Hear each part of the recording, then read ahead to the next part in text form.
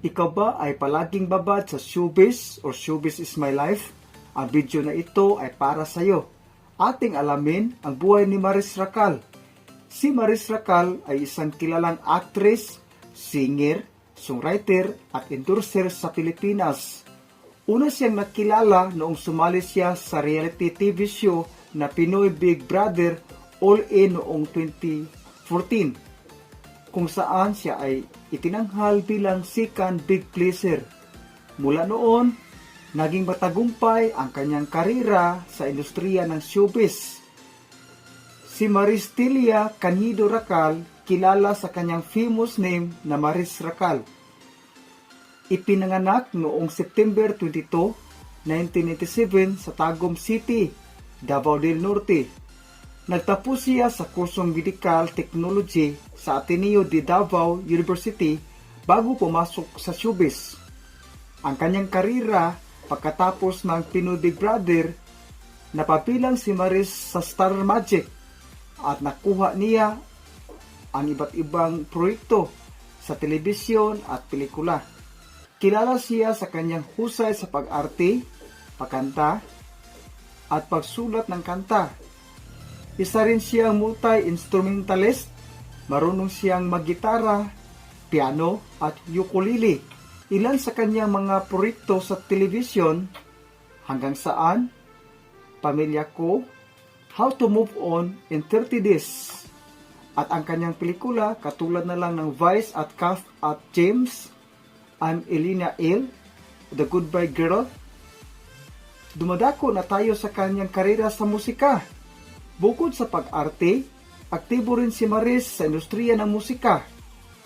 Naglunsad siya ng ilang mga awitin, kabilang ang Abot Langit, Ate Sandali, at Pumila Ka. Isa rin siya sa mga artistang malapit kay Rico Blanco, na kanyang partner at collaborator sa musika. Si Maris Racal ay naging open sa kanyang personal na buhay sa kabila ng pagiging pribado sa ilang aspeto. Narito ang mga kilalang relasyon na naiugnay sa kaniya. Number 1, si Inigo Pascual. Sa simula ng kanyang showbiz career, madalas na naiugnay si Maris kay Inigo Pascual dahil sa kanilang chemistry sa TV at mga proyekto. Bagamat walang opisyal na kumpirmasyon tungkol sa kanilang relasyon, marami ang naakala na may espesyal na pamagitan sa kanila dahil sa kanilang closeness. Gayunpaman, kapwa nila sinabi na magkaibigan lamang sila. Number 2, si Rico Blanco. Noong 2021, kinumpirma ni Maris na nasa isang relasyon siya kay Rico Blanco, isang respetadong singer, songwriter at dating frontman ng bandang River Maya. Ang kanilang relasyon ay naging usap-usapan dahil sa agwat ng kanilang edad. Ngunit, ipinakita ng dalawa na mas malaga ang kanilang pagmamahalan at mutual na respeto. Madalas silang nag-collaborate sa musika tulad ng kantang Abot Langit. Pareho nilang ipinakita ang kanilang pagmamahalan sa social media. Number 3, si Jameson Blake. Naiugnay si Maris kay Jameson Blake matapos silang magtambal ng pinikulang I'm Elena L. Bagamat may mga haka-haka na nagkaroon sila ng mutual understanding, walang kumpirmasyon mula sa kanilang dalawa na natili silang magkaibigan at profesional sa trabaho. Number 4, si Kyle.